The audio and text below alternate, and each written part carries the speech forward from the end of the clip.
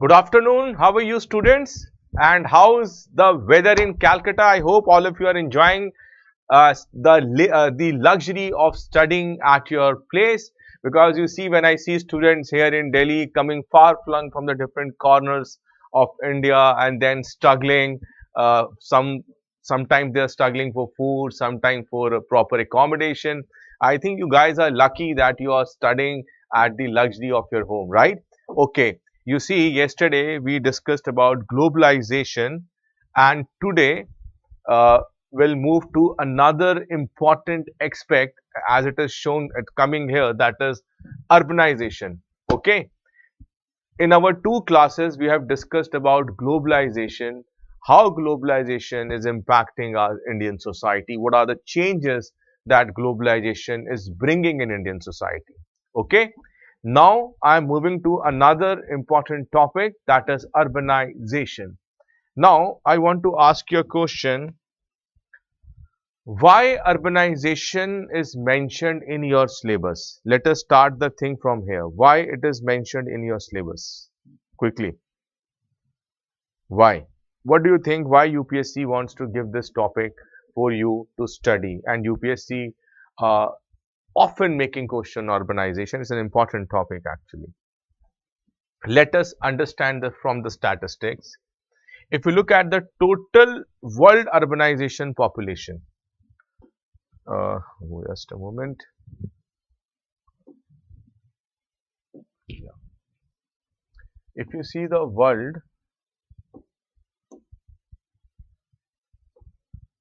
urbanization population,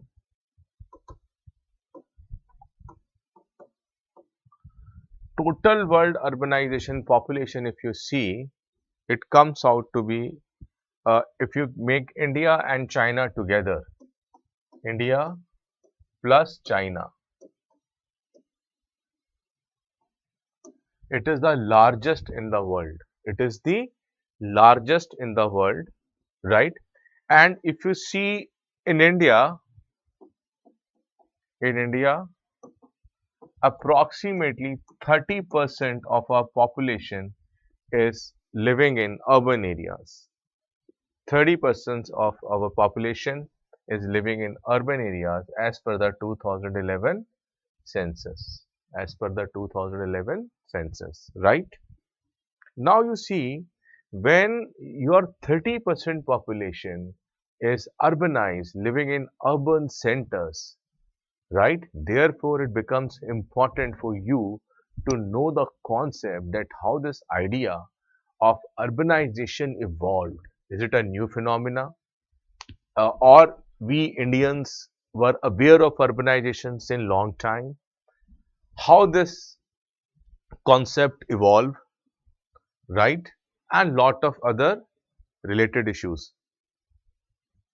right? Now let us understand urban area. When I am talking about urban area, or I am talking about urbanization or urban area, you have to understand the concept of urban area from two perspectives. What are they? Number one, in terms of demography and in terms of sociologically. In terms of sociologically, right? Therefore, if you want to understand the idea of urban area, you need to understand urban area in two dimensions. One is demographically, and another is sociologically, right? Okay. When I'm talking about demographically, my main focus area is on the size and density of population. Please write it down. Size and density of the population.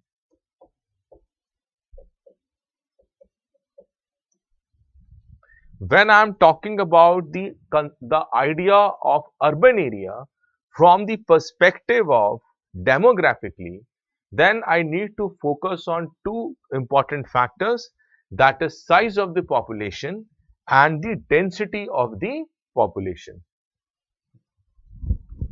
And apart from this, There is one more dimension. What is the nature of job that people are engaged in? What is the nature of job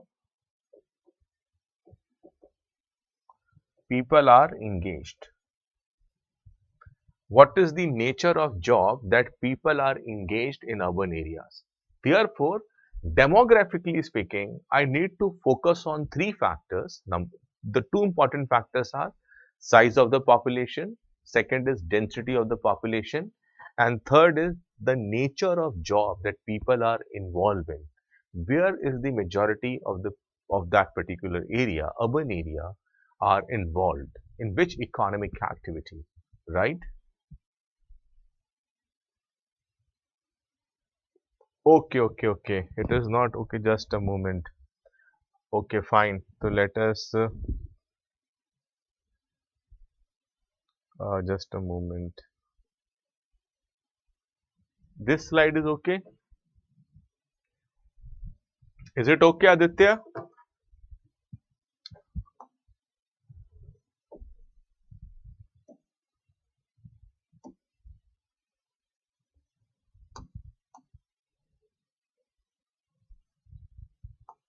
You see, we are studying urbanization, right? Urbanization and its impact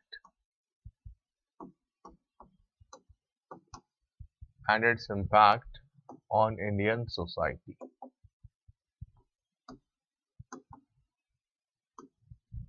right? First of all, you need to understand why urbanization is mentioned as a topic. Why?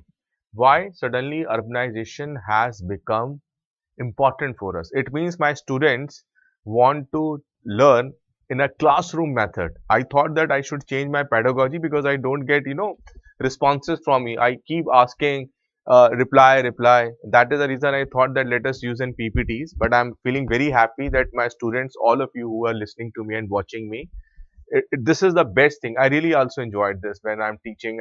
Because this is kind of a classroom dialogue taking place here, not like in a YouTube where you are faculties are using PPTs and simply narrating that PPTs verbatim.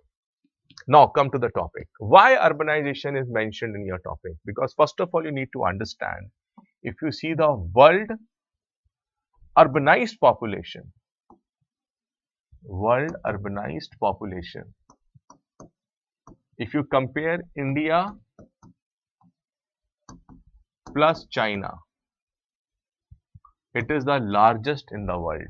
It is the largest in the world, right? Point number one. Point number two. If you see the percentage of population in India which is urbanized, it is 30%. 30% population of India is urbanized. And you people, you are the future civil servants of India. Now you can better understand the kind of weightage, why this topic is important for us. You see, 30% population of India is living in urban areas. It means if I take a roughly, if I say, and this data is based on 2011 census, and this data is based on 2011 census, right? Now you need to understand, when I'm talking about urbanization, first I need to understand the concept of urban area. What is an urban area? Because you see, when you meet someone, people say he is coming from an urban city, or these students are coming from rural areas. Therefore, it becomes important for us to understand what is the concept of urban area. Which area is considered as urban? What are the parameters on which a particular area is considered as urban? Therefore, it is important for you to understand the very basic unit, and that is what I often say to my students: you should start from the basic, and from the very root you should start your building your concepts. And the moment you are writing answer also, start addressing the keyword, start addressing the basic concept. Okay. Now, when I'm talking about urban area, I have two approaches. One is demographically,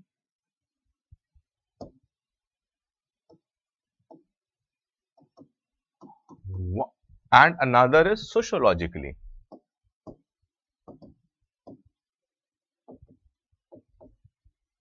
And another is sociologically.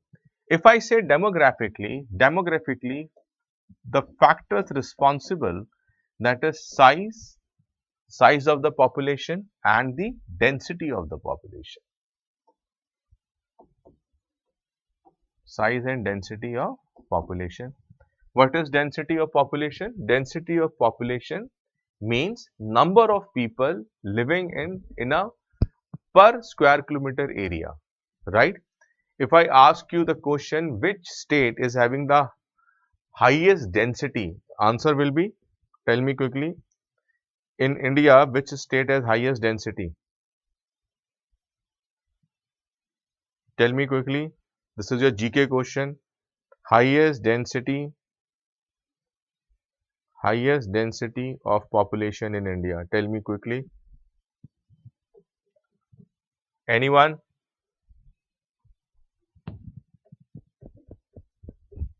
You see, the state which is having the highest density of population is your Bihar. And it is around 1106%, 1106% per square kilometer. Bihar is the most densely population, thickly populated state, right? And this is based on the latest data. And if I ask you, which city is having the highest density of population, then the answer will be, and I hope all of you are not getting uttar from your answers from your Google Baba. Okay, no need to access any online. Just me and you should be in the class. Okay. If a question comes, which state is the highest density populated in India? Densely populated. Answer will be Mumbai. Answer will be Mumbai.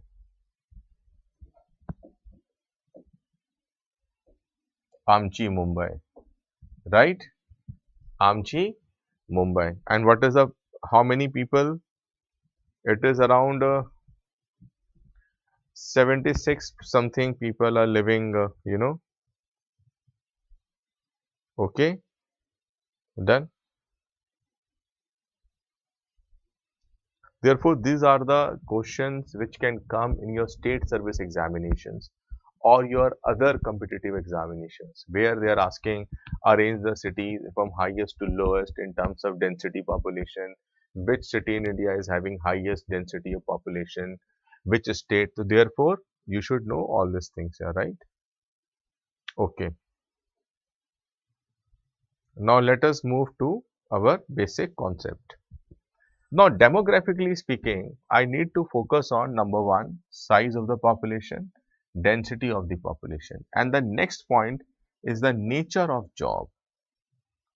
Nature of job in which majority of population is involved. In which majority of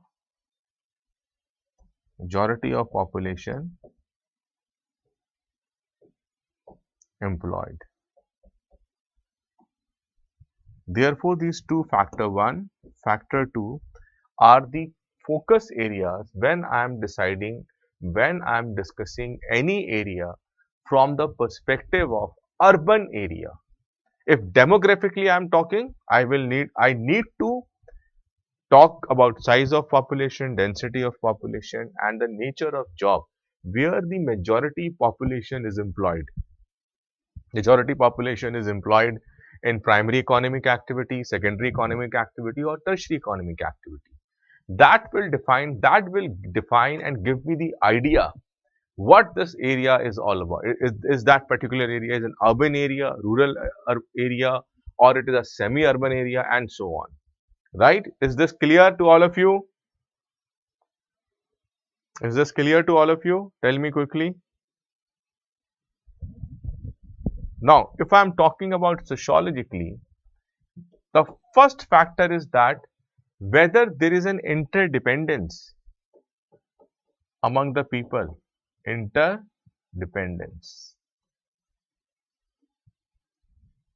The first factor is interdependence. Second factor is heterogeneity. Heterogeneity.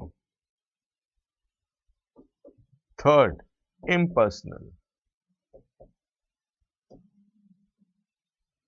These are the factors I am looking into when I am talking about urban area from the perspective of sociology.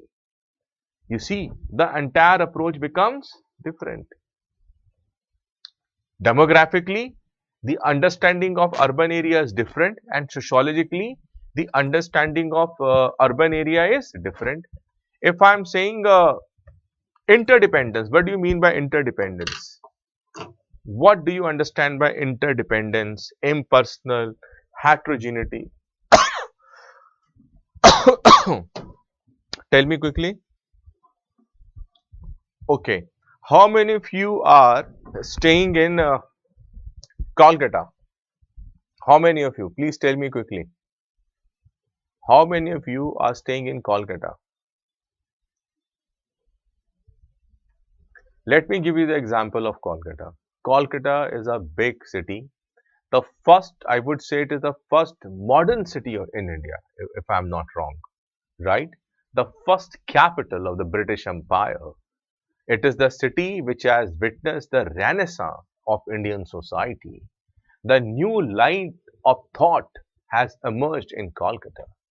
Therefore, if you go to Kolkata, if you go to that Dalhousie Square, you can see that old, British architecture you can see. And if you go to that Sirampur, and there is one place is called Chandar Nagar, there you can see the buildings made up since, Dutch time period architecture you can see. Therefore, you need to understand in big metropolitan cities, our existence is dependent on the other person whom we don't know.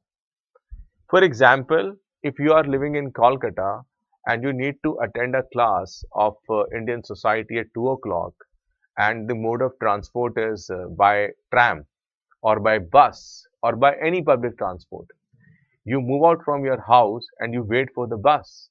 Therefore, it all depends whether you are going to attend your lecture on time or not upon the timing of the bus. And bus, who is running the bus? The driver is running the bus.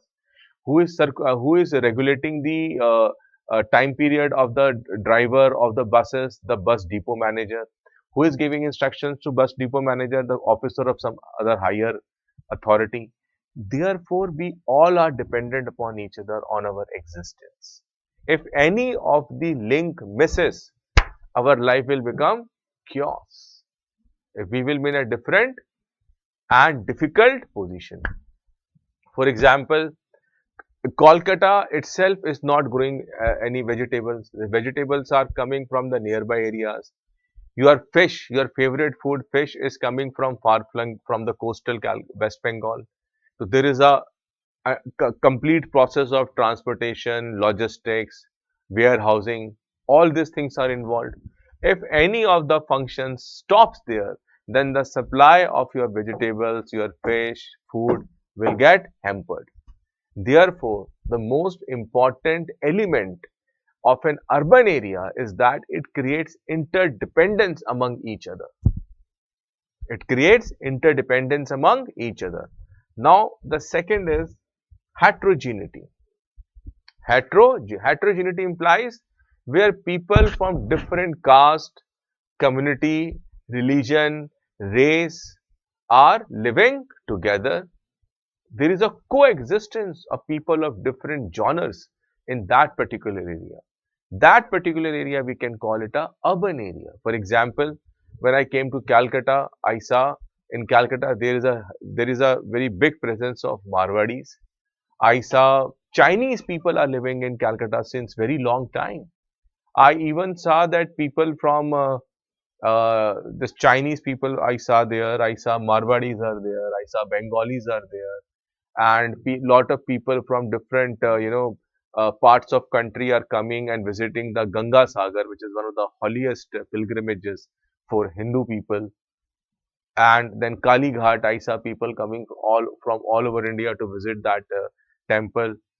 Right, when I visited Yoganand Satsang Society ashram in Kali Ghat, which is known as Dwarhat ashram, there I saw people coming from across the world, from Germany, from Hungary, from America. Therefore, there is an element of heterogeneity in the culture. Do you understand this? You get down at Calcutta and you can feel it. You can find lot of people coming from Bihar, from UP in Calcutta.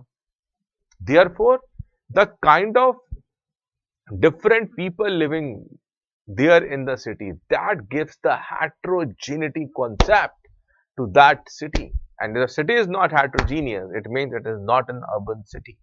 Therefore, it is one of the most important feature. The third is impersonal. Third is impersonal. Anonymity.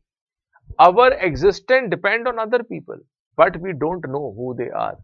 You don't know how the milk is reaching at your doorstep early in the morning at 5 o'clock or 6 o'clock or 7 o'clock. There is a complete chain of people. Thousands of people are working very hard so that the milk can reach at Aditya's house sharp in the morning at 6 o'clock, or at Nimai's house, or at Subrata, Anirvan. But you are not aware of those efforts. You are not aware of. You are not aware who these people are.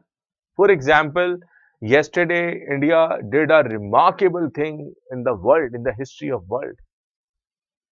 India is the first country which has attempted the landing of Chandrayaan 3 from the South Pole. And India has achieved its objective. Some people are giving it a political color also. But we need to understand who are these people. These people are consistently working hard, innovating, learning from the mistakes, proper dedication, consistent efforts. All these things comes together, and that is resulting in the success of yesterday. The Chandrayaan 3 has landed successfully in South Pole of Moon. It is not an exercise of one day. Therefore, and how we are celebrating it, we are celebrating ISRO, but we don't know who's that, who are those thousands of people who are involved into that project of sending Chandrayaan 3 to moon. Therefore, there's an element of anonymity, but we know there are a lot of people who are involved there and working for the success of this particular program. That is the same way we don't know who are those people who are directly or indirectly making an impact on our life. Therefore, if you are understanding the concept of urbanization from the sociological point of view, the approach becomes different. But if you are understanding the concept of urbanization from the perspective of demography, the approach becomes different. Clear? Now let's move to the next one.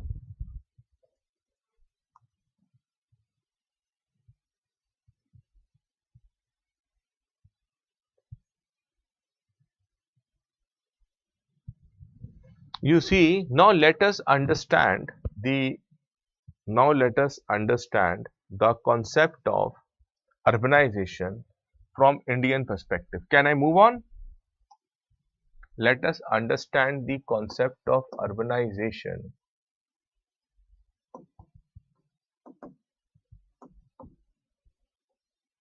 from Indian perspective.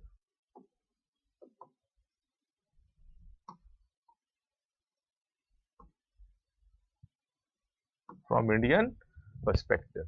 When I am saying let us understand the concept of urbanization from Indian perspective, in that case I am focusing on three important areas. Number one, socio-cultural.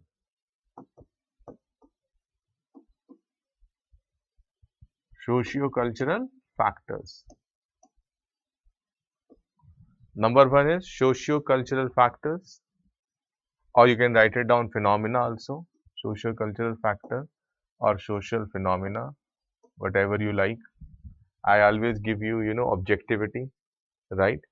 Then I need to understand the urbanization process from the lens of economics.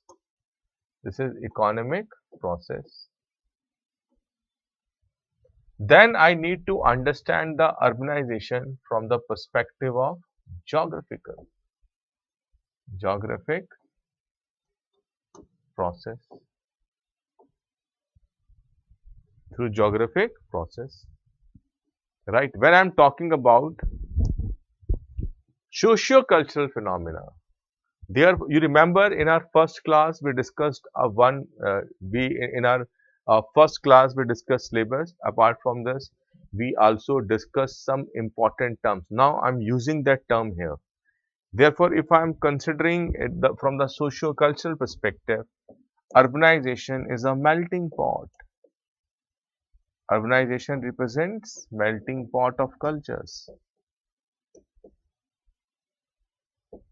Melting pot of cultures. Am I right or wrong?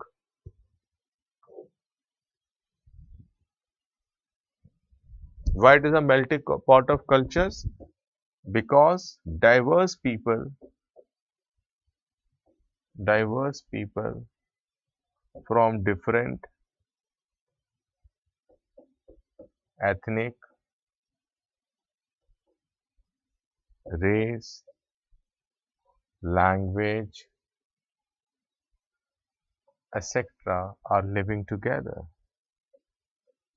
Are living together. Do you agree with me or not? Yes or no? Are living together. When I'm saying that economic process, I'm focusing on my entire focus on the kind of economic activities that are taking place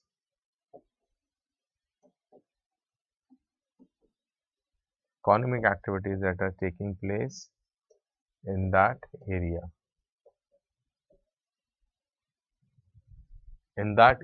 Here, my entire focus is on economic activities, right? And if I'm talking about geographical point of view, from geographical process, my focus will be on the concept of migration. On the concept of migration.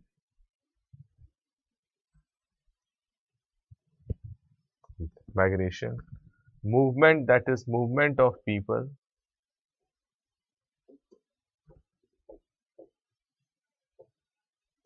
from one place to another in search of job,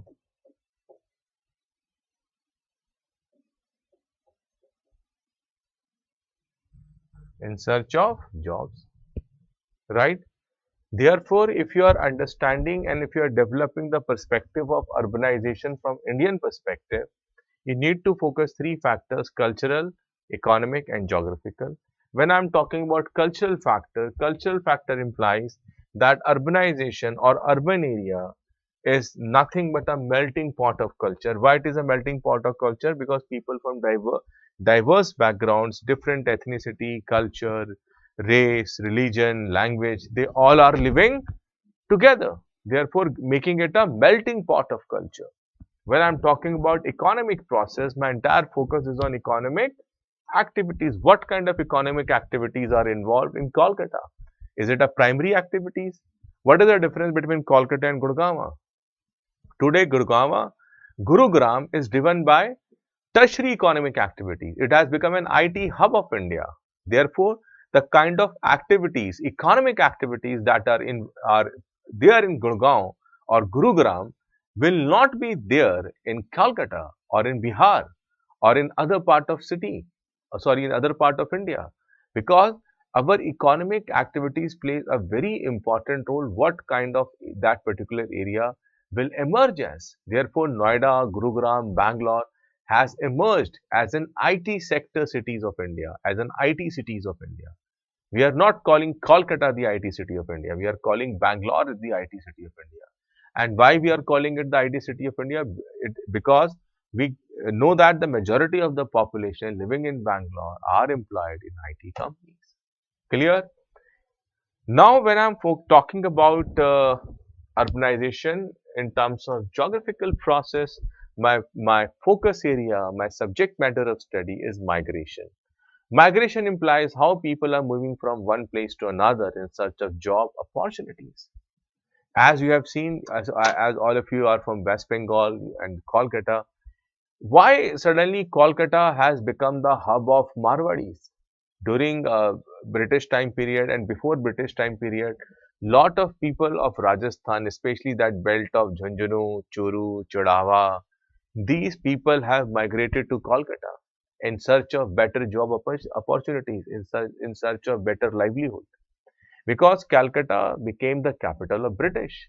After becoming the capital of British, Calcutta got lot of benefits from the British East India Company, from the British government. They invested hugely in Calcutta, and therefore, if you go to Dalhousie Square in Calcutta, you can see the mammoth, the kind of GPU they have built up. Have you seen it or not? Tell me quickly.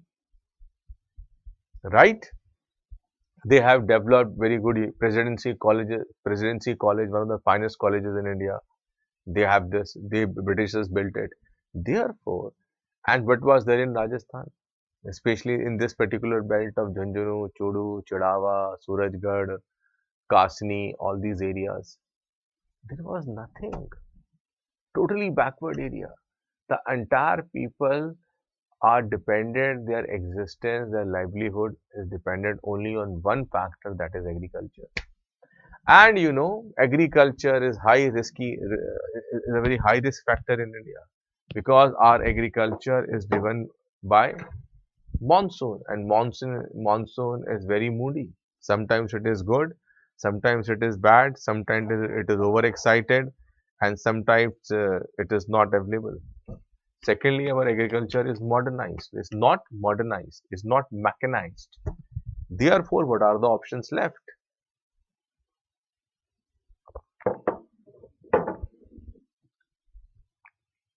Therefore, it becomes our subject matter of study to understand migration when I am studying about urbanization from Indian perspective. Clear? Now let us move on. Let us make a difference between rural and urban area. Okay? Let us understand the difference between rural and urban area. Is that clear to you guys? Can I move it?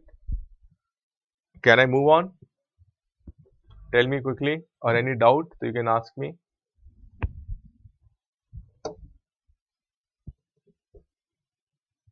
We are coming to it. Subrata, just wait for a moment. I am coming to it. Urban agglomeration. I am coming to it. Yeah. Don't worry. We will answer each and every question raised by our students here. Okay? Just wait a little bit. Is this clear to you? Please tell me yes or no. Then I'll move forward. I'm waiting for your reply.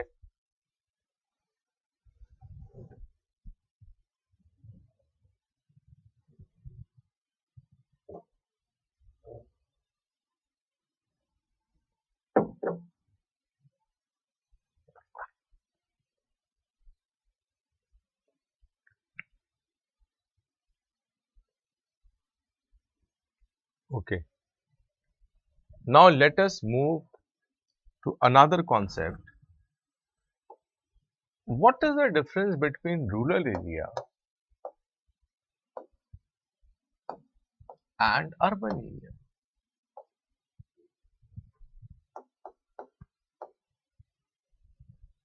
What are those factors on the basis of which we segregate that this particular area is a urban area and this particular area is a rural area? What are those factors? Let us understand these things also and build our understanding on that. Let us first understand the difference between rural and urban area on the basis of interaction.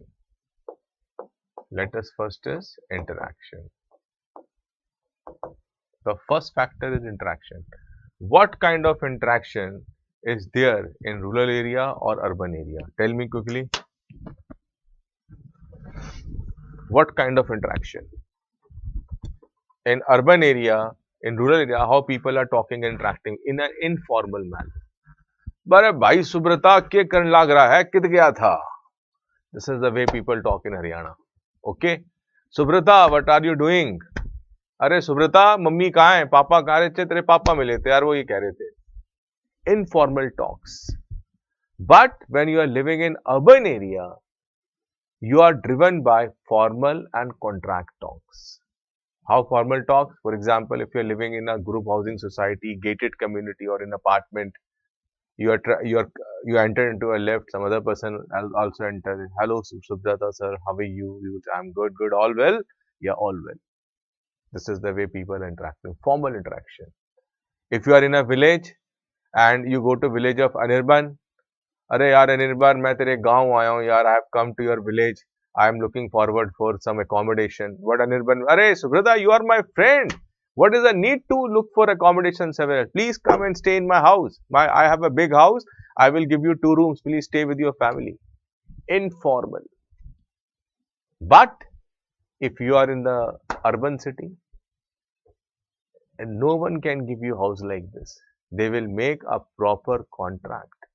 A proper rental agreement will be made in which proper terms and conditions will be mentioned. You have to abide that terms and conditions, and the person who is taking a flat on rent and the person who is giving the flat on rent, there is a mutual agreement will take place between them. Both the parties need to abide by that contract, and after 11 years you have to renew the contract. Know the difference? Therefore, in the rural area, the interaction is informal, and in urban area, interaction is formal, contractual. This point is clear, right? Now let us move to the another important point. In terms of population, if you see, rural area is having a low and less density population. Low and less density population. But in urban area, population will be high and there is high density population. High density population. Right?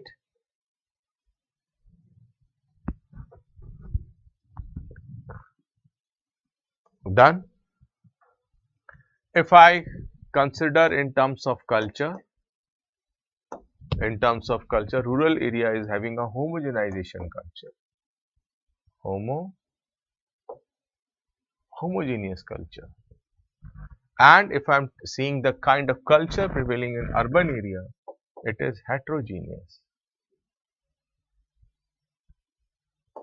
It is heterogeneous. What is the concept of homogeneous and heterogeneous? Villages are basically represents a homogeneous population. For example, if you know the rural India, people will say, अरे यार वो जो है भाई वो ब्राह्मणों का गांव है, पंडितों का गांव है वो. That particular village is the village of Brahmins. That particular village is the village of Kshatriyas, Rajputs. Therefore, the population in the villages are normally homogeneous population, and you can see a homogeneous culture prevailing there, right? But in urban area, that homogeneity is not available. The culture becomes heterogeneous because people from diverse societies are coming in search of education, in search of job, in search of their livelihood. They are coming to the urban centers, and finally they settle there and they build up a They build up a heterogeneous culture, right? You see, Pinto has asked me a question. Can I also say another perspective about Indian urbanization, like regional perspective? You see, when we are talking about urbanization, Pinto, you need to understand that urbanization is a very specific and spatial process. It is not a general thing that is happening. There is a specialized study devoted to urbanization. So, wherever urbanization is taking place, there are certain definite patterns that needs to follow.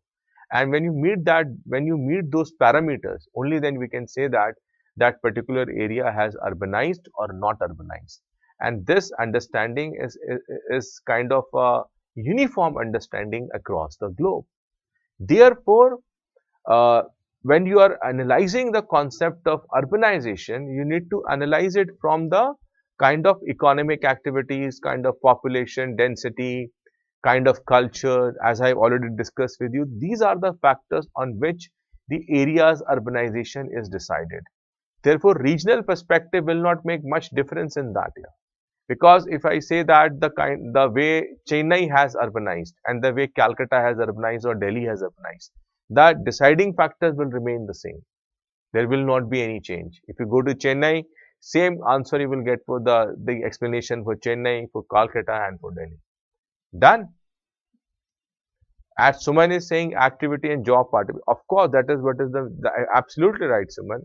Activity and job participation. When I'm saying job, you are saying job participation. I'm saying economic activity. Economic activity implies where majority of the people in which particular economic activity they are working. Majority of the population. Are they employed in primary economic activity, secondary or tertiary economic activity? Right?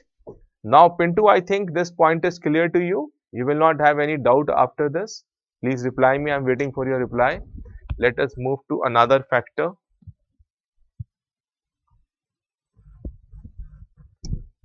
If I talk about change, what kind of change? Rural area is known for its status quoist approach. Status quo approach. On the other hand, in urban society, you are witnessing a rapid change. In the urban society, you witness a rapid change. On the other hand, in rural society, you witness a status quo. The same tradition, same culture, same kind of things they are following. But when you come to urban areas, you are seeing lot of difference is taking place in even language is changing. How people are communicating with each other, that is also changing. How people are interrelating with each other, that is changing. Even your education changes. Even the architecture of houses, your interior design, the way you are celebrating your festivals, every year you are witnessing a new kind of thing coming in the way of our celebrations. Therefore, urban society is a rapid changing society.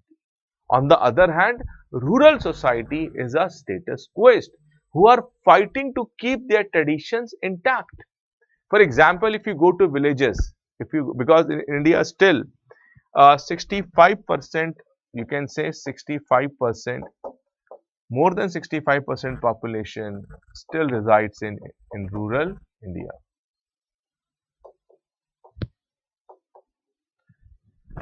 And majority of this population directly or indirectly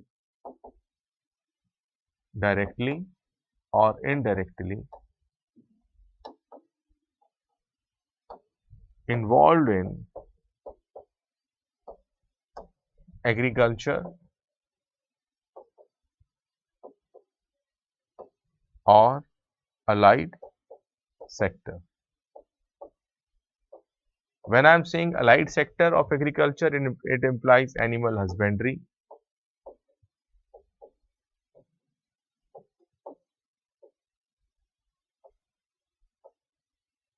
etc. Right? So this is the one fact. of rural India. Therefore, now can you connect this rural India concept with the current? And when majority of the population, more than 65%, that is near about 70% population of India, is still confined in rural India, therefore it becomes important for us. What are those parameters on which you are defining the particular area as a rural India or a urban India? And that is the reason I am discussing this. When you can differentiate between a rural India and urban India on the basis of interaction, population, culture, or change. Done? Now let us move to one more concept called social bonding.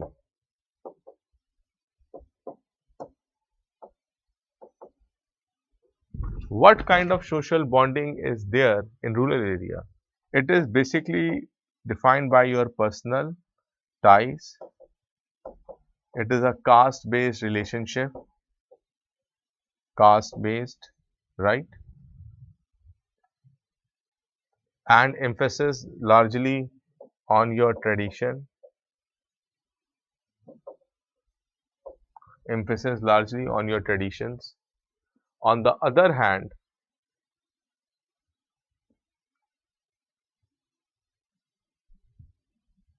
if you see the social bonding in the rural area, it is more dependent on service oriented, right? Contemporary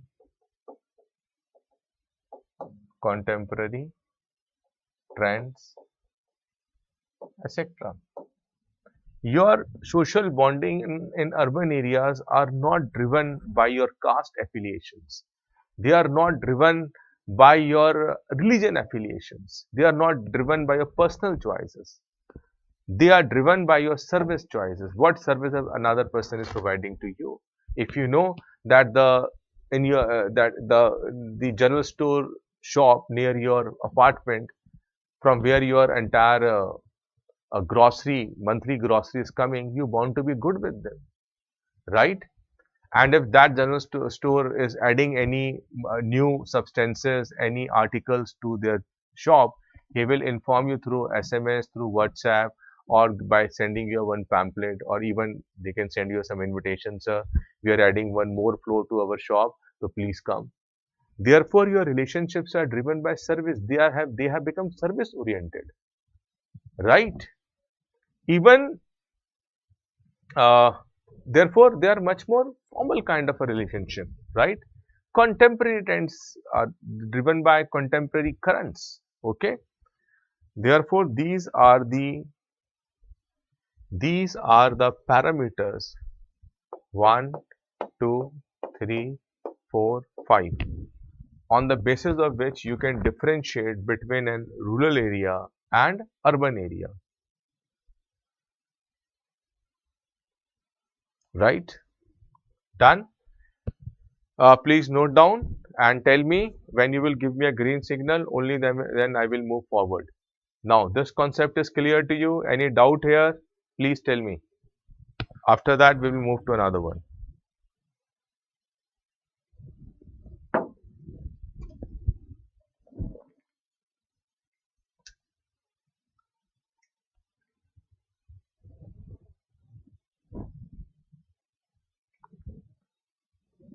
Done? Please, I am waiting for your reply. Pintu, Suman, and then Spandan, Subrata, Anirban. Give me quickly your reply, then I will move forward.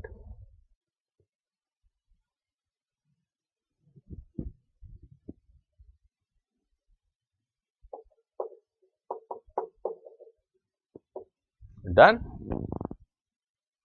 Okay. Okay, fine.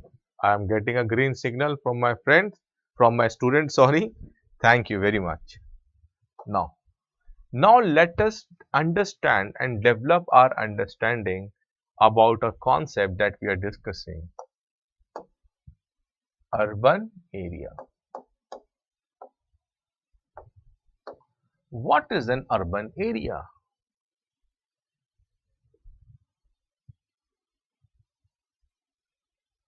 How you define urban area? There are three factors. Number one, its inhabitants of that area should be near about or more than 5,000 inhabitants, right? Number two, the density of population should be 400 or more than 400, right? And third, you can say one third of its population, of its male population, one third of its male population should be employed on, should be employed in, write it down, should be employed in non-agricultural activity, non-agricultural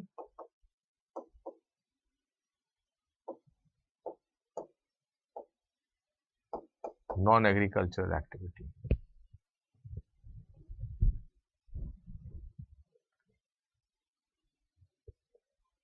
Done? Now look at this. This is the, what does it represent? It represents total population. What it represents, that is total population, means you are dealing with the size of population. It is dealing with the density of population, right? And it is dealing with the economic activity. Now can you appreciate the concept that I developed?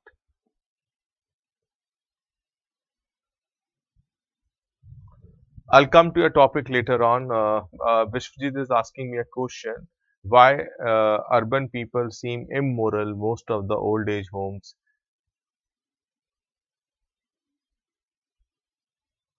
Yes, right. Absolutely right. Yeah. Third, you can, sorry, this is not one third. Absolutely. Thank you very much for correcting me. Who is this? Yeah. It is your third, you can say. Uh, Write it down. 3/4 of its male population, you can write it down. Now it is clear. 3/4. Now when I am saying 3/4, it comes out to be more than 75%. Okay. 3/4, that is more than 75% population should be involved in non-agriculture activity. And that is the reason that in the beginning, I have developed this concept of population, size of population, density and economic activity. These are the criteria on which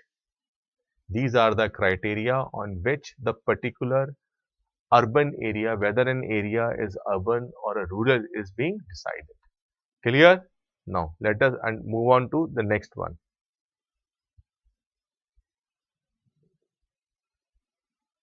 Now one of the students asked me a question, what do you mean by urban agglomerations? Now let us answer this question. Urban agglomerations. What do you mean by urban agglomerations? You see, when two or more towns are closer to each other, and for example, if I take Bombay, let me give you the example of Bombay and Thane. Thane is not Bombay, Bombay is not Thane. Okay, Thane is different from Bombay, but people are living in Thane and they are working in Bombay. And the time comes when the difference between these two places really does not exist. These two places becomes one. So that area is known as urban agglomerations. That becomes your urban agglomerations.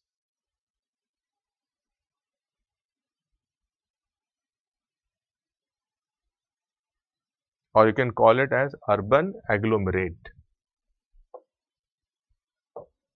Urban agglomerate. You can write it down. Two or more cities, two or more cities growing in close vicinity to each other. Two or more cities, two or more cities are two or more cities growing in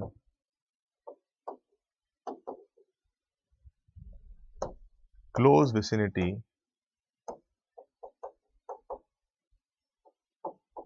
growing in close vicinity with close vicinity to each other. For example, right now I am in Delhi. I am coming in Delhi for my job, but I stay in Greater Noida. Before Greater Noida, there is a one more city known as Noida. Now, when Delhi is growing, Noida is growing, Greater Noida is growing. Now, people are staying in Greater Noida, Noida coming to Delhi, or people are shifting from Delhi to Greater Noida, Delhi to Noida, and you are saying that rapid infrastructure development is taking place in all these three cities. That is what I have written. Two or more cities growing together in close vicinity with each other is known as Anglo, and after some time these cities will become one. They will merge into each other.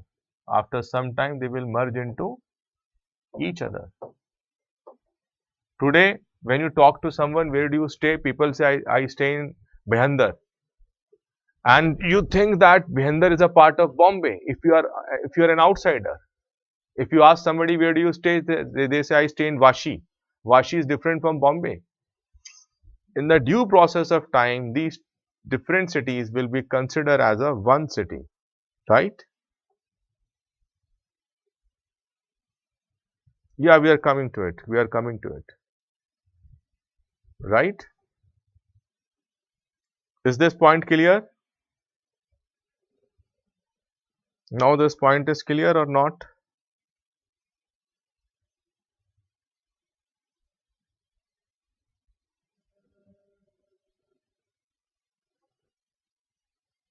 This point clear? Urban agglomeration.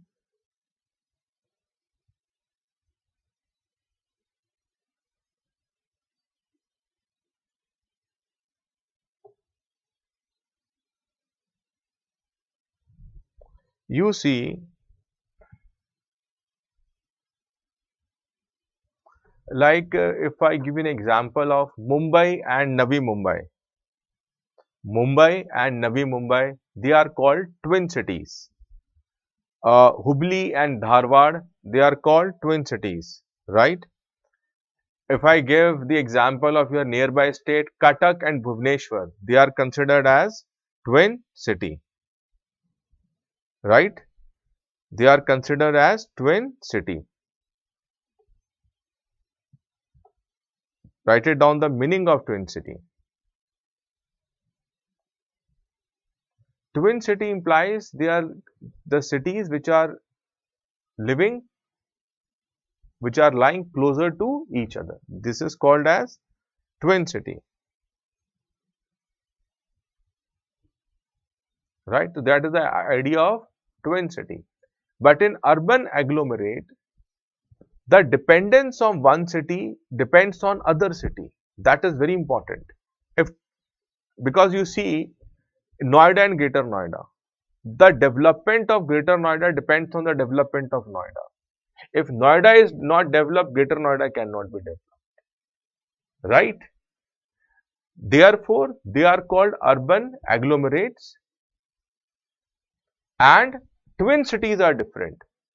Navi Mumbai is the existence of Navi Mumbai does not depend on Mumbai. Mumbai has its own economy and Navi Mumbai has its own economy. Navi Mumbai is a new city developed with a different objective. Now, new industries has been set up in Navi Mumbai, and you can say, Dhirubhai Ambani knowledge cities, there lot of new cities are coming up. They are having their own, airport is also coming up in Navi Mumbai.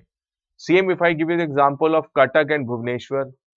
Bhubaneswar does not depends upon its existence on Cuttack. Cuttack is more cosmopolitan. On the other hand, Bhubaneswar has its own distinctive identity. Right or wrong?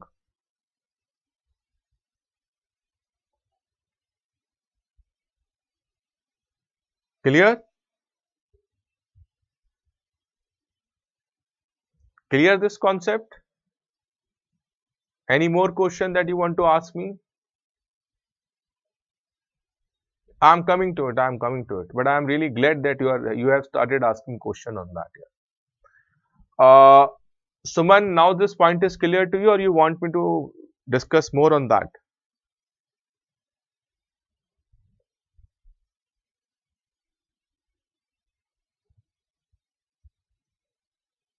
I'm waiting for your answer. Only then I will move further.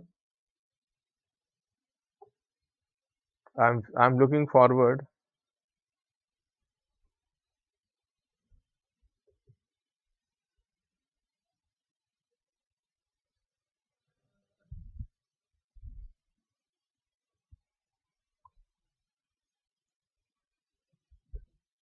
And Suman, one more thing. Uh, One more point I want to emphasize upon, that there is a parameter, there is a benchmark to differentiate between urban agglomeration and twin cities. That is your population. That is your population. Clear? I think this is enough on that.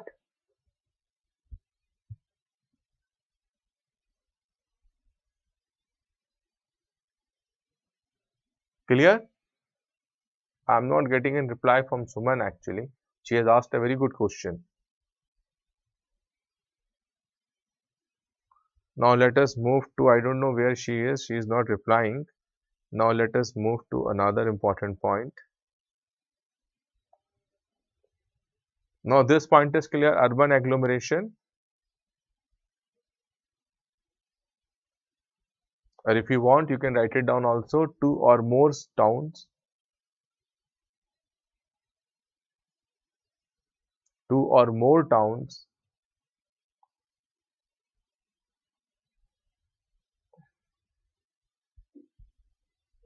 when two or more towns develop together, they are treated as one urban unit known as urban agglomeration. Known as urban agglomeration. Now I am bringing the another important term, that is urbanism. What do you mean by urbanism?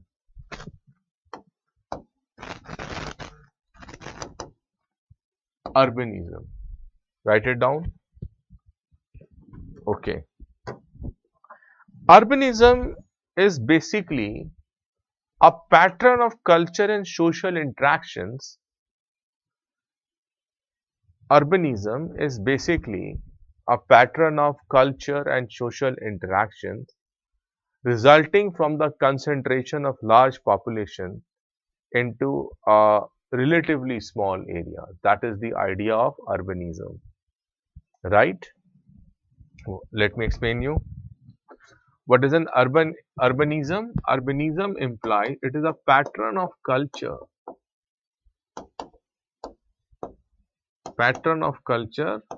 which is emerging due to the large population living together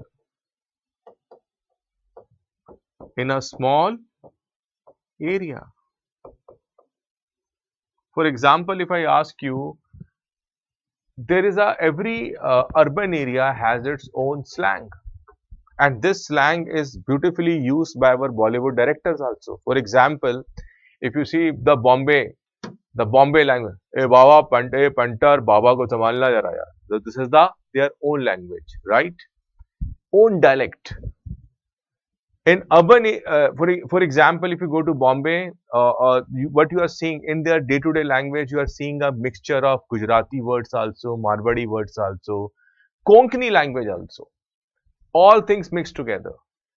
A new kind of culture, pattern of culture is emerging. That is the idea of urbanism. For example, if you are from West Bengal, the way a person who is living in Alipurdwar speaks Bengali and the person who is living in Kolkata speaks Bengali is entirely different. Yes or no? Do you agree with me or not?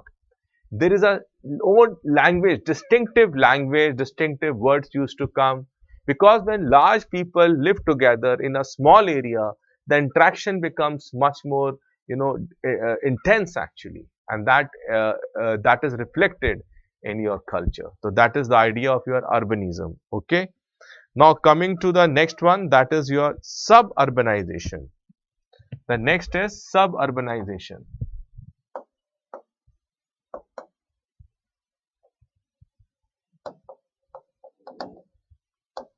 What is the concept of suburbanization?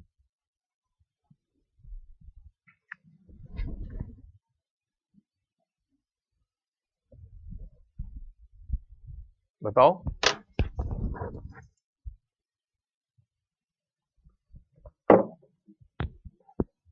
What is the idea of? I have to keep, seeing your comments.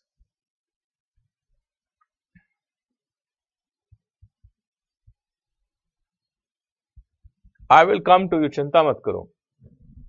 Anil, we will address this problem of urban housing, urban soil dwellers problem once we conceptually become strong on this topic of urbanization. Then I'll come to your question here. Okay.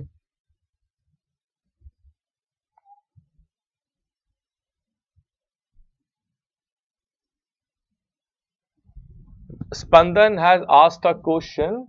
Sir, people are moving from villages to town for better education opportunities, but if we are able to provide quality education and opportunities in village level, this type of migration will reduce. So there will be less pressure on the natural resources. So government should focus on this also. Spandan, I will come to your question, but because you have raised it, the idea of smart cities, what is the idea of smart cities? The idea of smart cities is that which you are talking about, to reduce pressure of urbanization on metropolitan cities and provide quality living, employment opportunity, good education, good health infrastructure in the tier 2 or tier 3 cities, so that people will not migrate and put unnecessary pressure on the infrastructure in the metropolitan city. Okay. Okay, fine. Subrata is asking why southern and western part of India is more urbanized than northern and eastern parts of India. Okay, this is again Subrata is asking a question. You see, you need to understand. As I've already told you, Subrata, that culture plays a very important role. You have rightly said the southern and western part. If I talk about southern and western part, what is the commonality between southern and western part of India, and what is non-common between southern, western, and northern east part of India? Can you tell me? The reason is that southern and western parts of India are coastal cities. They are having coastal cities, right? And apart from this, if you see the presence of Britishers is maximum in the southern India and western India in comparison to north and eastern India. Apart from this, there are infrastructure issues, there are issues of government policies, and that is the reason you are witnessing that uh, in western part of India, like and in southern part of India, people are much more urbanized in comparison to northern and eastern part of India. Semi-urbanization is a transition zone between rural and urban culture. I beg to differ with you, write it down. Suburbanization is closely related to over-urbanization. Suburbanization is closely related to over-urbanization of a city. When cities get overcrowded by urbanization, when city gets overcrowded by population, that results in suburbanization. For example, Delhi. Delhi is a typical example of suburbanization. Delhi is a typical example of suburbanization, and you can see suburbanization. There is another dimension when the rural areas around the cities are also becoming urbanized. Clear? You see, let us see, this is Delhi, right? This is a proper Delhi. If Delhi is having overpopulation, Delhi is having a problem of overpopulation. Where this overpopulation will go? Their employment opportunities is in Delhi. Their livelihood depends on Delhi. Therefore, you will see the area surrounding Delhi, which is also known as rural Delhi, or in Hindi it is called Delhi Dihat. These villages, you will see an urbanization of rural Delhi, because people will shift to these places, because here they will get property at lesser interest. They will get the distance between their working and the residence will not be very far away. Therefore, when urbanization of rural areas starts taking place, it is called as suburbanization due to the burden of overpopulation. That is the concept of suburbanization. Clear?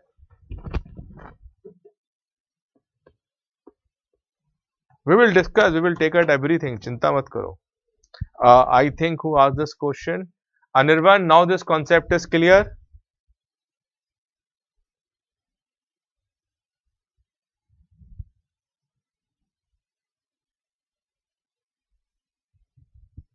Right?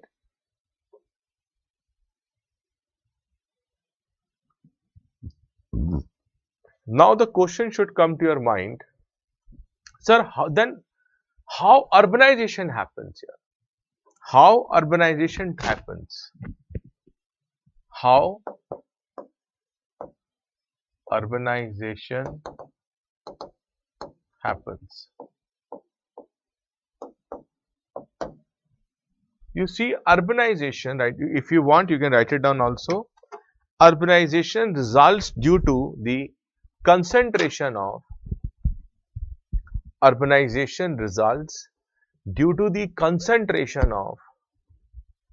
large scale, small scale, industrial, commercial, financial and administrative setup in cities. Clear? How urbanization happens? Urbanization results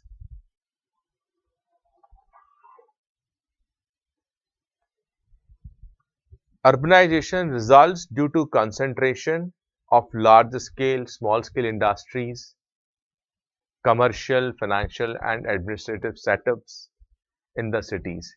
When all these things takes place in a city, that city becomes urbanized. And there is technological development in transport system and communication, cultural and recreational activities. When all these things combine together, it leads to urbanization of a city. Clear? Right?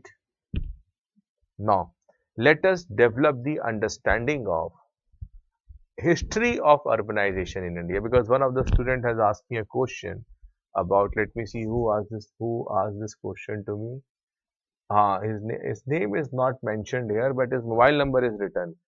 Mobile number is, you tell me who this gentleman is. 8888200599. Who is this?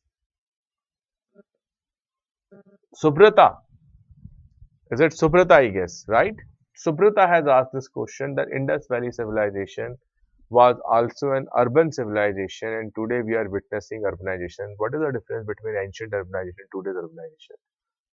That is Somdat, I guess. Somdat. That is Somdat. Okay. Sorry. That is Somdat, not Subrata. Okay. Done. Okay, now let us move on. You see, the first phase of urbanization that we talk about, and that even different historians from different schools have agreed upon, is the urbanization of Indus Valley. Urbanization of Indus Valley. Move it. Now write it down. History of urbanization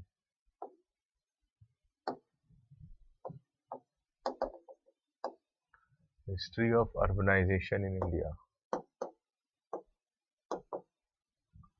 History of urbanization in India. You see, the first example is your Indus Valley civilization. And when I am talking about Indus Valley civilization, I am giving the example of Mohenjo-daro and Harappa.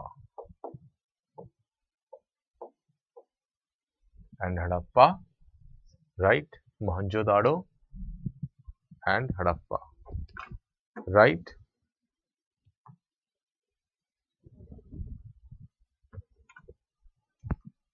Mohenjo-daro and Harappa, right? So this is considered as a first phase of, this is called as first phase of civilization, first phase of urbanization. I think you will read about this in detail in your ancient history. This is known as first phase of urbanization. Now the second phase of urbanization takes place. Second phase of urbanization we talk about, that takes place around 600 BC when Aryans came to India. Aryans started constructing things in North India. Aryans in North India and Dravidians in the south. Dravidians in South India. And this phase is known as second phase of urbanization. This is known as second phase of urbanization.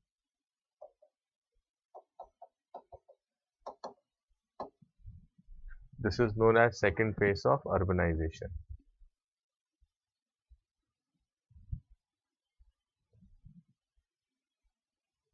And the Mughal period is considered as a watermark movement of urbanization in India. It is known as watermark of urbanization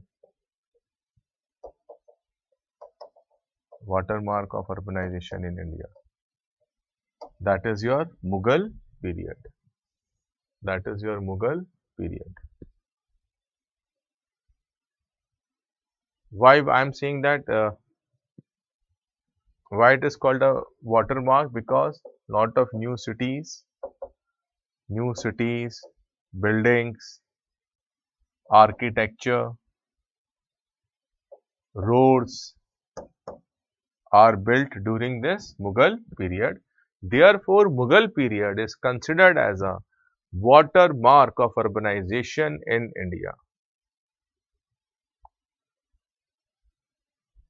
Now, let us come to fourth part, British rule. British rule. Now you see British rule, if you look at the early British rule,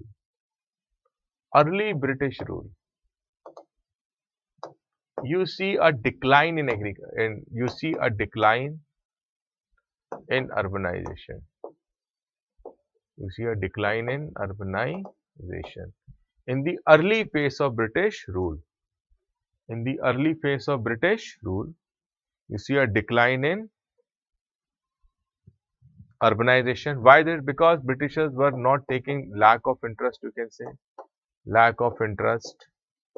Because as you know, in the initial stages when Britishers came to India, their only purpose is to do trade with India. That's it.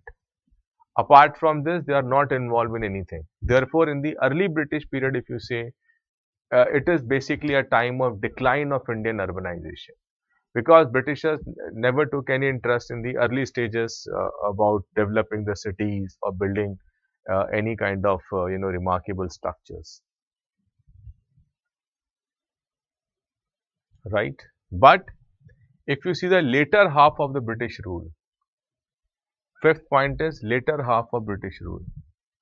I write down here later half of British rule. You can write it down. Later half of British rule.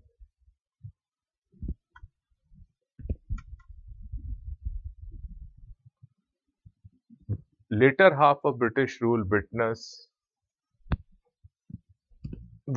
urbanization in India, where Indian cities, towns, new urban cities are came up.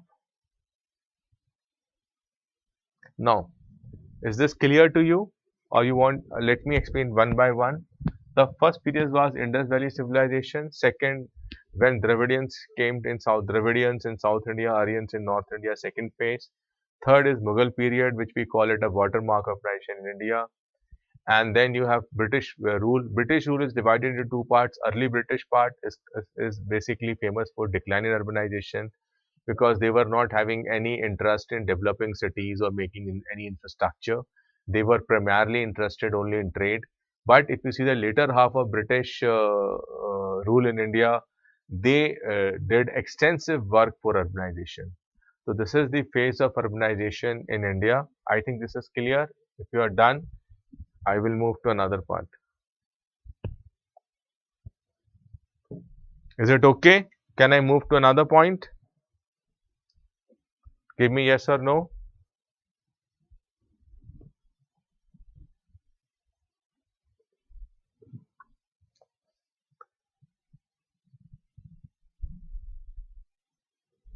Is that clear?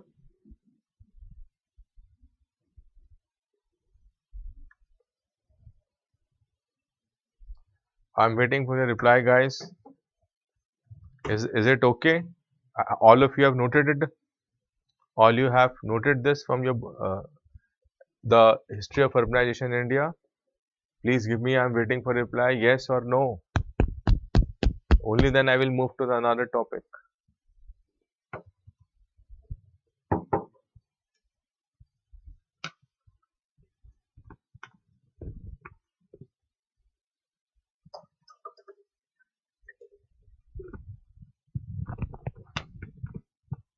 Anirvan, Spandan. Okay, done. Okay.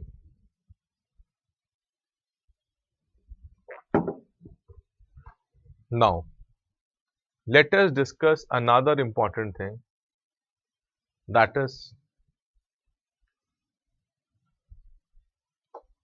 how British influence urbanization. How British influenced urbanization.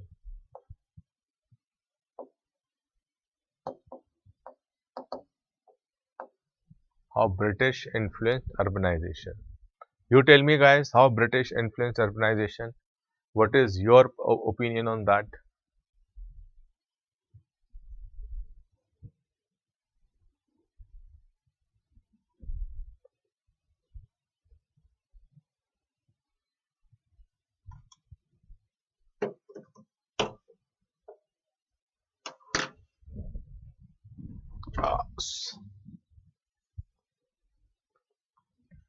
Tell me.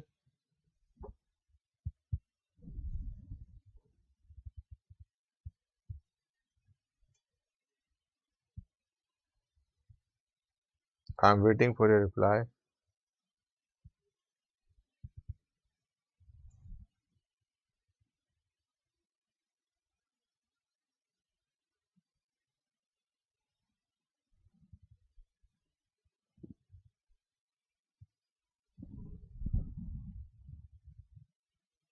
No way, Suman, no.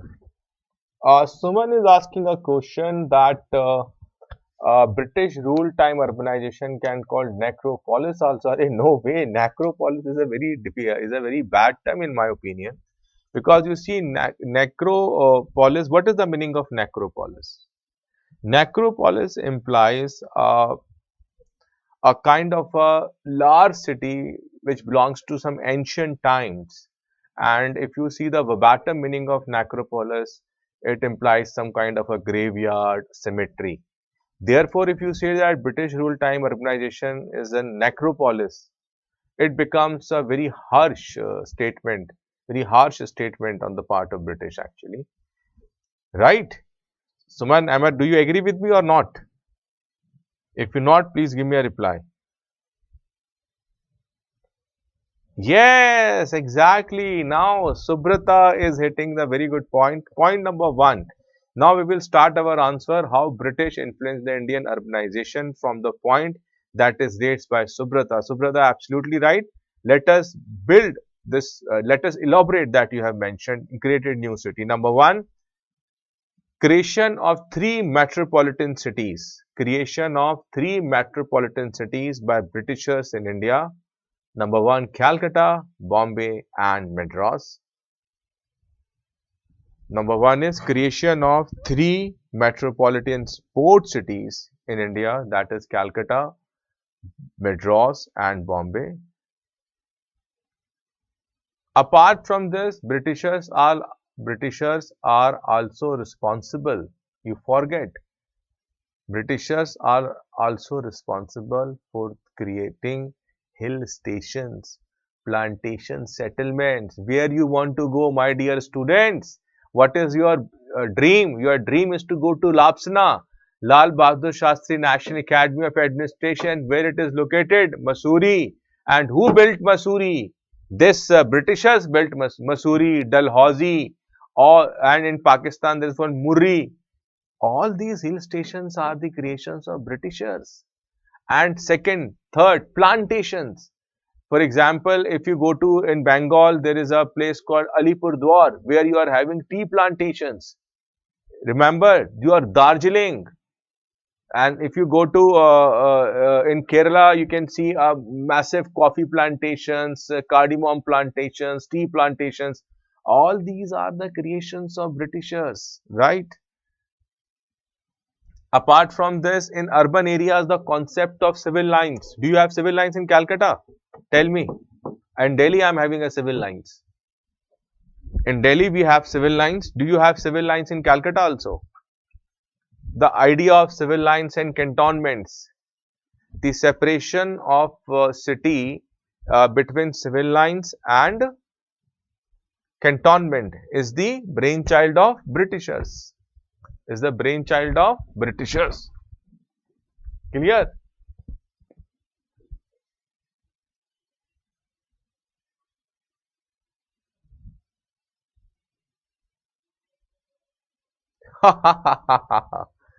You see, Suman, you are right to some extent actually.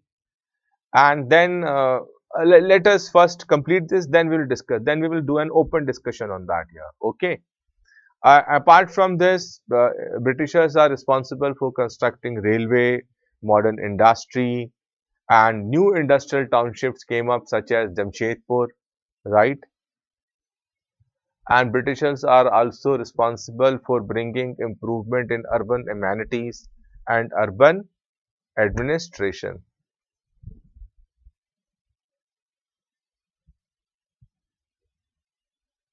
Yeah, Pinto is making a very good point. Absolutely right. That if you analyze the ancient India, you see that in that particular period of time, urbanization was confined to a Indo-Gangetic region, or in the south if you are coming Tungabhadra region or that Kaveri basin there. But during British time, due to their own vested interest, they have taken development to the different parts of India because they want to loot our mineral resources. If they are extracting mineral resources, they need a transport system. Therefore, they build up railway. They build up, transport system like Indian Railways. Ports they build up because they need a port, because they need to transport that entire mineral resources from one place to from India to Britain. Therefore, there was a need to build port cities, and that is the reason Calcutta, Madras, and Bombay came up. Now, for easy access to transportation, Indian railways were built upon, and then and therefore there was a development in different parts of India. It was, you can say, it was a cascading impact of the vested interest actually, right? Okay. Now,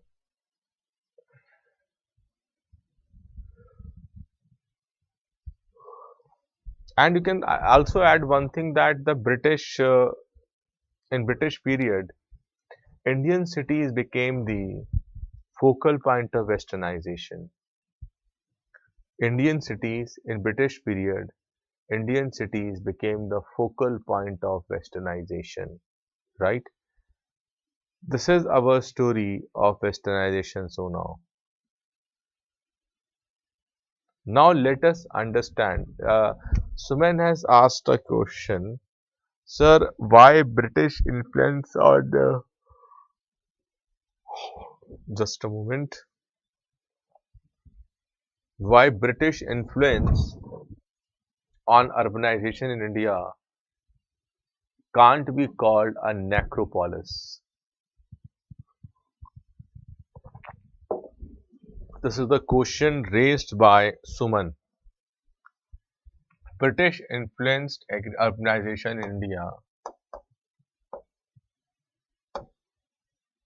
Can we call it a necropolis? This is a question raised by Suman.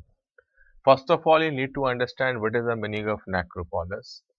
Necropolis is basically related to cemetery or graveyard, some big cemetery or graveyard related to some ancient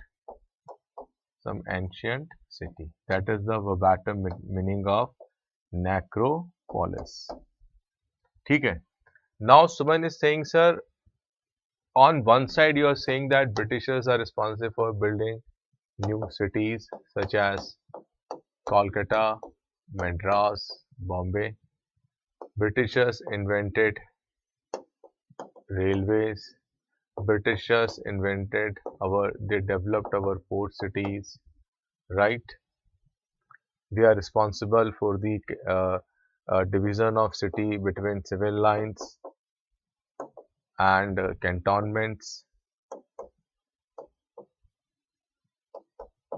civil lines and cantonments. Therefore, this is the idea of British influence urbanization in India.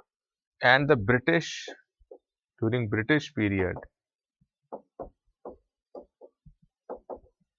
these cities are the epitome of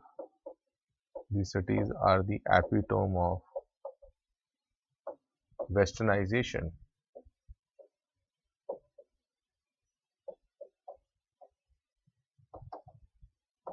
right? These cities are the epitome of westernization. Now, I'm putting this question to all my students. What do you think, students? Is someone's statement is right or wrong? What is your opinion on that? What is your opinion on that? Come forward quickly. Let me see how you guys, do you agree with Suman or you have a different take on that issue?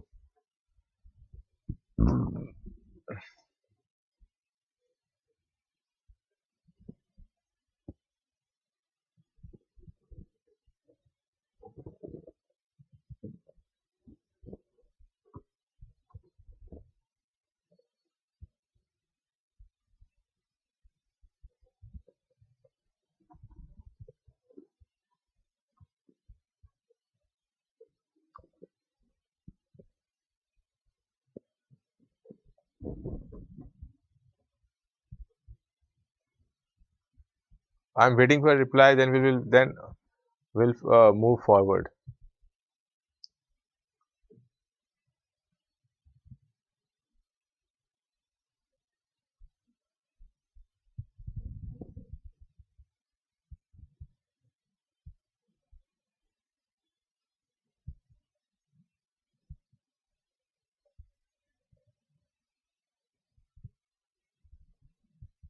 I'm waiting for a reply.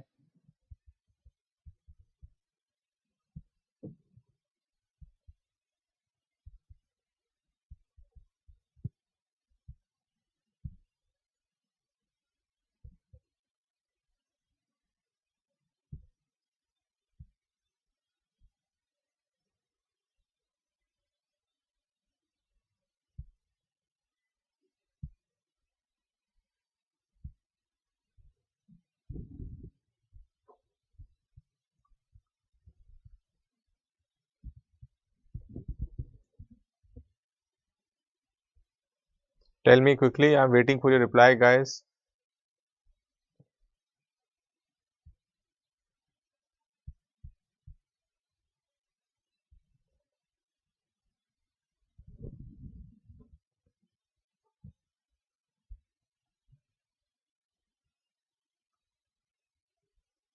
Very good. One answer has come from Anirban. No, we cannot say that because nowadays railways becomes the lifeline of India. Port roads contribute a lot towards development. British implemented civil services steel frame of India. That is the takeaway of Anirban, which is different from Suman. Suman, you see, necropolis, in my opinion, is a negative terminology if we understand British. There was a question that used to come in your history that British introduced modernity in India. British introduced modern, and this question came in your UPSC Civil Services mains examination also. You need to be objective. If today, who banned Sati Pratha? Who banned Sati Pratha in India? They were British only. This is one part of the British. Who brought modern education to? Who brought Bishjit is taking side with Suman that Suman is right because British all done this taking that is fine, that I do agree with you, but you have to take any issue not on the basis of emotions. You have to understand in a objective manner. I say this is my personal opinion. Do you know the population of India at the time of independence? Anyone? What was the population of India at the time of independence?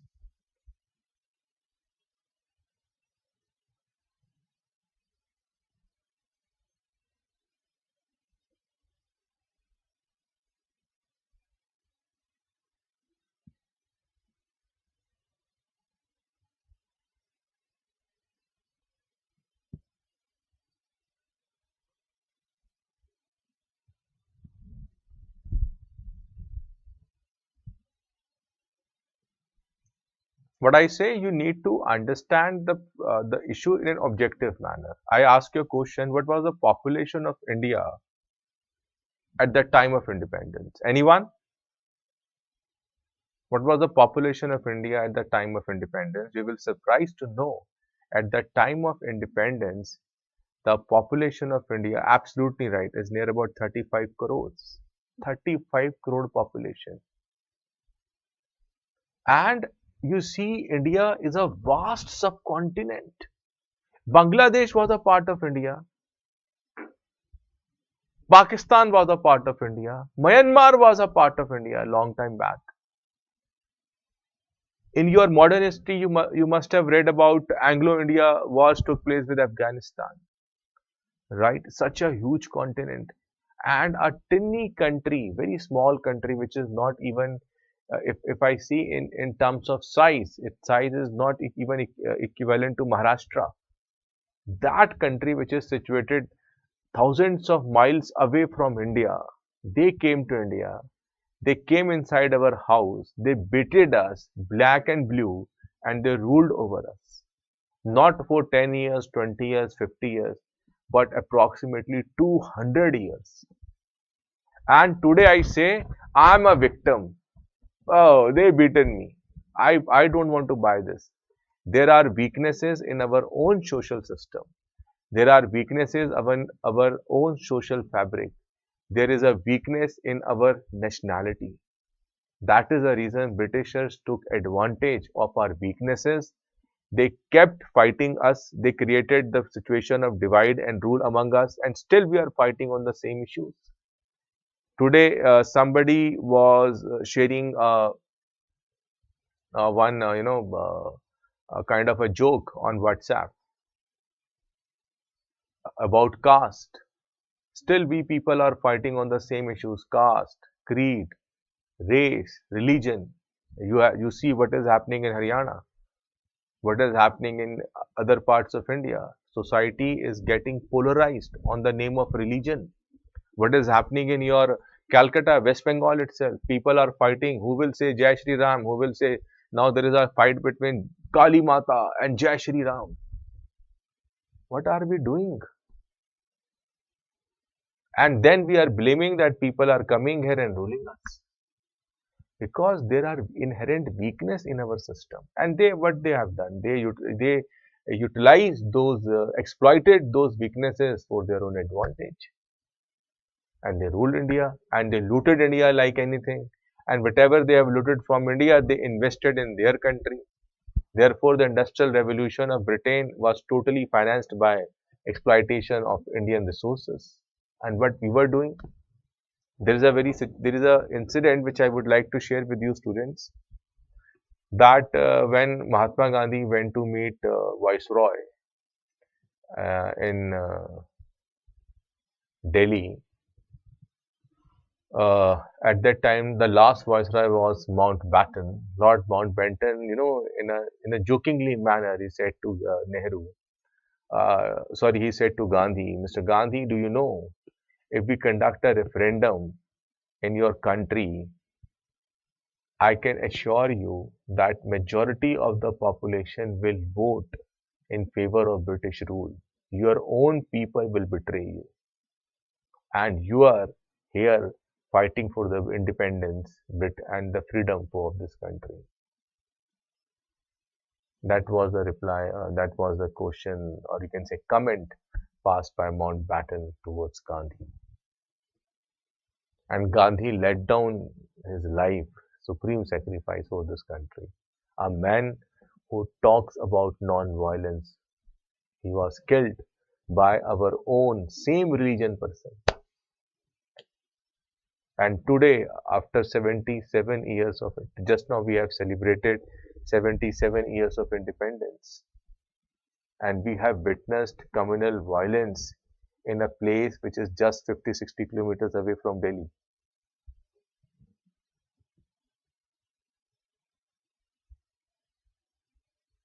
Yes, Subrata. Therefore, humanities is a subject which requires you to think out of the box. There should be a divergent point of views, right? Instead of having a uniform approach towards our studies, we need to think in a multidimensional way, right?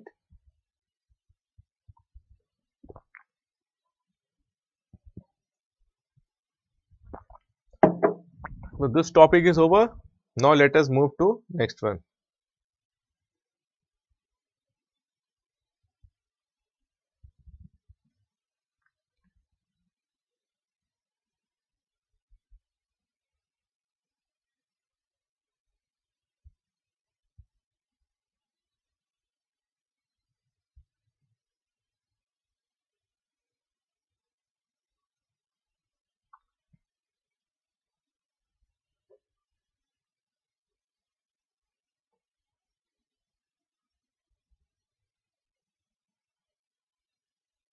I'm reading your comments. There is a very good comment.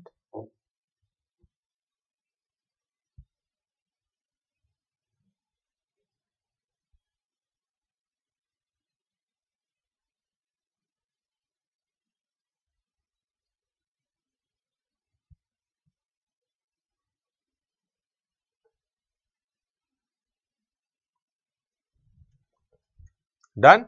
Now let us move to another important aspect.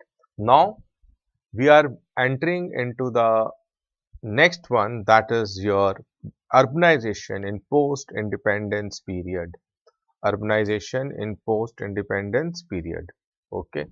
Now let us come to urbanization in post-independence period.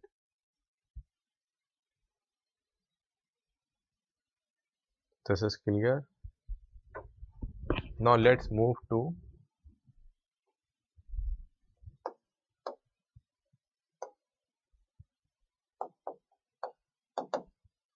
urbanization in post independence.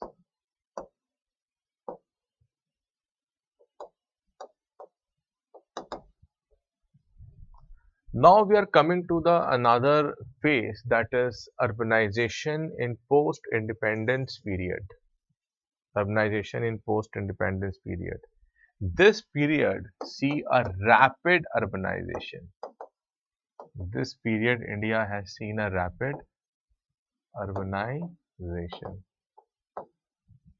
right?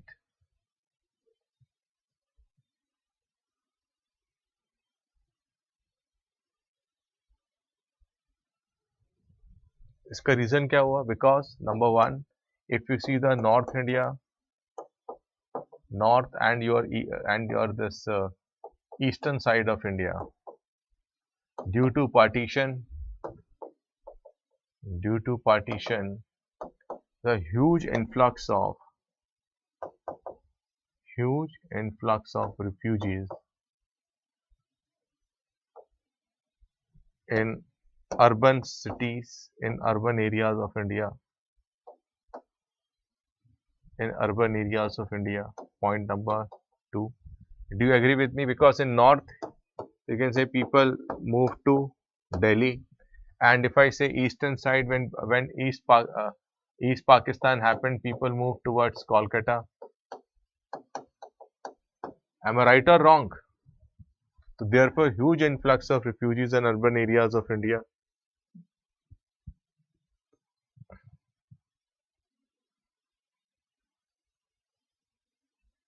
Now, if you see the third point, first, now the another point is this: new cities came up in independent India. New cities such as Chandigarh,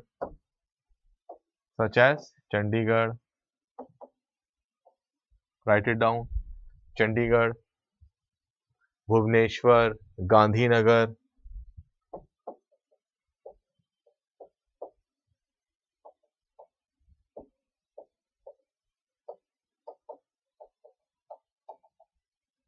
New cities have come up, right? Write it down. After independence.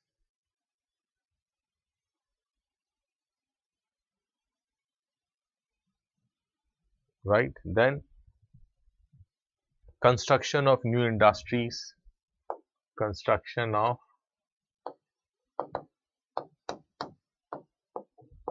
new industries. Due to this, new industrial townships have come up. New industrial townships and cities has come up in India. Write it down.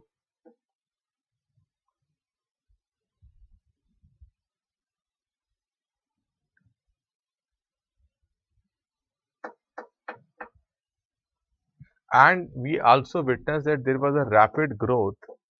There was a rapid growth of 1 lakh plus people, 1 lakh plus population of cities. The cities where the population is in 1 lakh, they have grown in huge numbers. They have grown in huge numbers.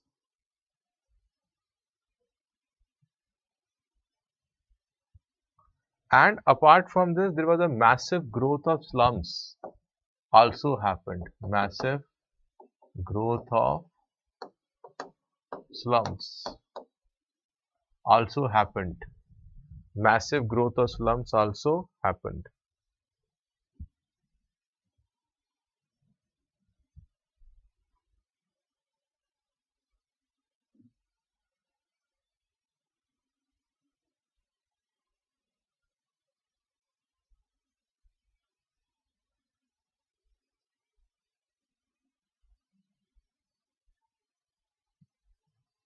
Done. Therefore, after independence, you are witnessing a rapid urbanization taking place in India due to the following reasons. Note it down quickly, then we'll move to the next one.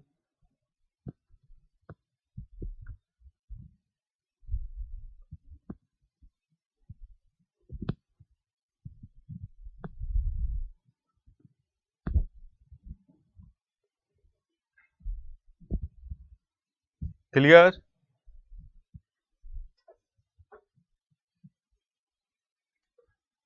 Let us understand. Let me see your, okay. We will come to it. Urban poverty, don't worry, we will come to it. Kumar Roy is asking me a question, why urban poverty elevation still a distant dream? We'll come to it. All of you have written this? Okay, done. Now let us understand the social effects of urbanization in India. Let us look at the effects of social effects of urbanization. Social effects of urbanization in India. Okay, students, I want to ask you a question. This way of teaching you feel much better, or you want me to use PPTs? Which is much better? Tell me quickly.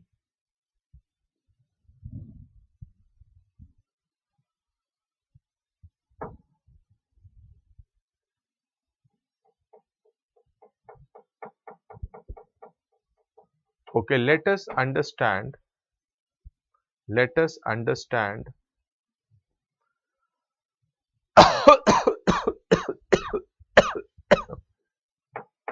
Let us understand the social effects of urbanization in India. The first one that I want to discuss is family.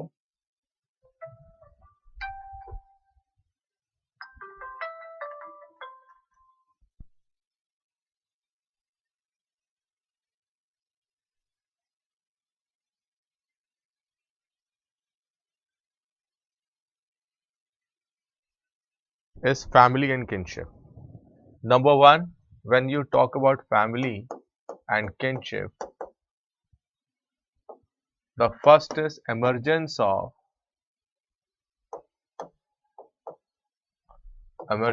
nuclear families. Do you agree with me or not? Right? Emergence of nuclear family. Due to this urbanization, there was a disruption of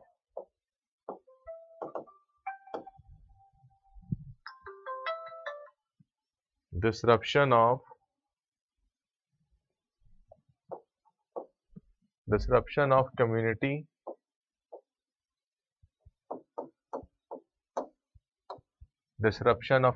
bond, right? Because now people are migrating to cities. In cities, you have to work with different people coming from different societies,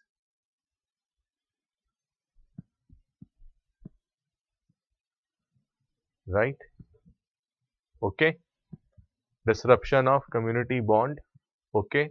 Earlier, our loyalty was towards our community, but now when you are working in a company, when you are working some industry, your community is towards that industry, towards that organization, not with that community and that particular organization.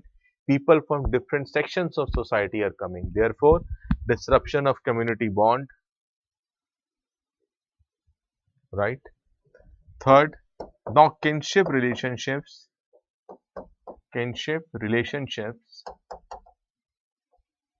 are confined only to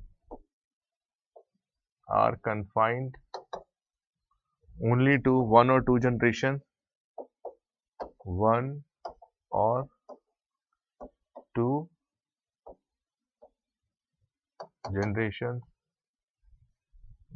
two generations,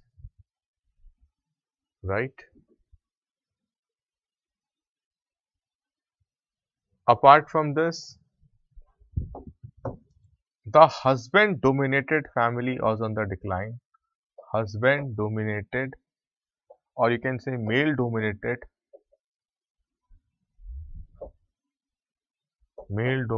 family is replaced with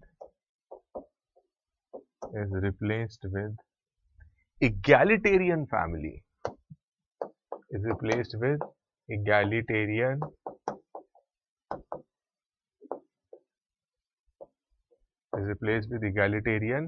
family, right?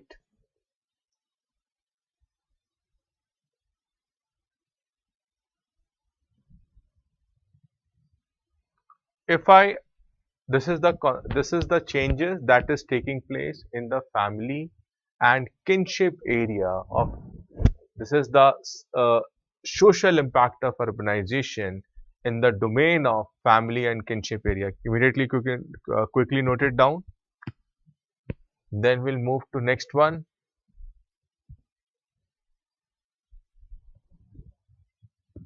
Done? Is this clear? You have noted down?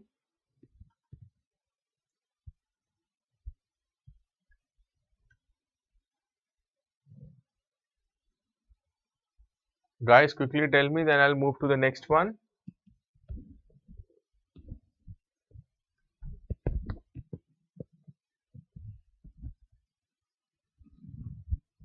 Now let us understand the impact of uh, urbanization on caste. What is the impact of urbanization of caste? Number one, there is a fusion of subcaste and caste. Number one, there is a fusion of subcaste and caste. There is a fusion of subcaste and caste. Apart from this, there is a frequency of intercaste and interreligious interreligious marriages has increased.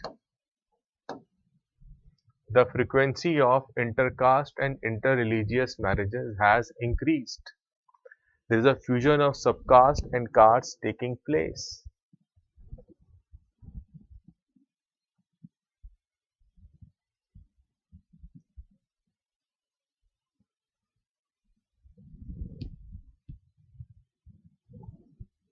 Therefore, the most important, may I rub this? The most important caste is replaced by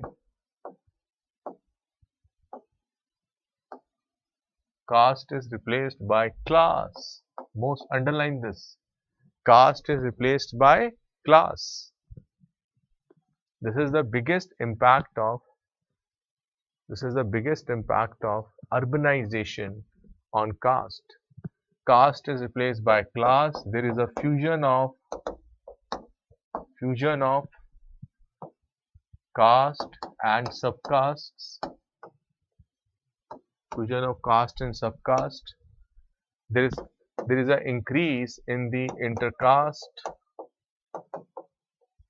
intercaste marriages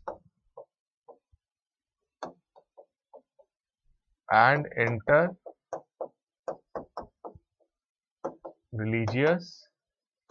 interreligious marriages, right? Now the caste solidarity has declined. Caste solidarity has declined in urban areas, and to some extent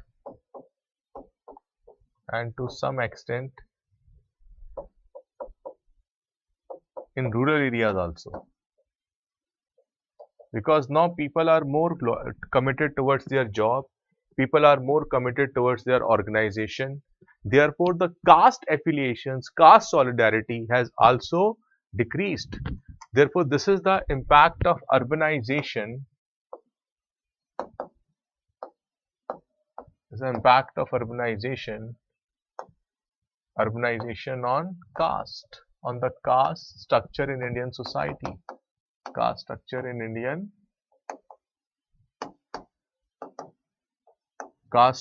Indian society. Clear? Done? Is this okay with you guys?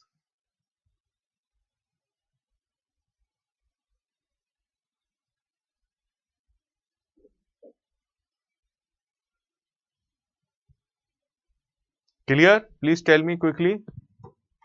If the question comes in the UPSC, urbanization is making an impact on the caste structures present in Indian society. Examine the statement. Are you able to write an answer? Can you write an answer like this? I am waiting for your reply.